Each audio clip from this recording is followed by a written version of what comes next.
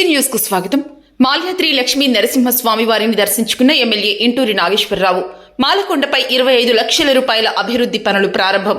కందుకూరు శాసనసభ్యులు ఇంటూరి నాగేశ్వరరావు శనివారం వలెట్వరిపాలెం మండలం మాలకొండ శ్రీ మాల్యాద్రి లక్ష్మీ నరసింహస్వామి క్షేత్రాన్ని సందర్శించి పలు అభివృద్ధి పనులను ప్రారంభించారు.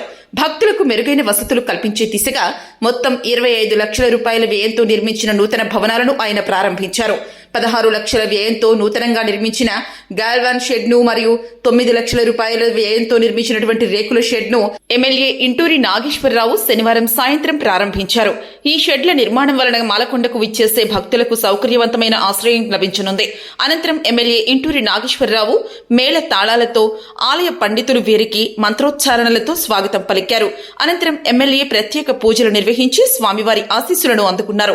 దర్శనం అనంతరం ఆయన ఆలయ ప్రాంగణంలోని అన్నదాన సత్రాన్ని సందర్శించారు. అన్నదాన కార్యక్రమం నిర్వహణ, భక్తులకు అందుతున్న భోజన వసతి ఏర్పాట్లపై అధికారులను అడిగి తెలుసుకున్నారు. అనంతరం భక్తులతో మాట్లాడి అన్నదాన నిర్వహణ, భోజన సదుపాయాలు ఎలా ఉన్నాయని అడిగి తెలుసుకున్నారు. మాలకొండ అభివృద్ధికి తనవంతు సహకారం ఎప్పుడూ ఉంటుందని ఈ సందర్భంగా ఎమ్మెల్యే హామీ ఇచ్చారు.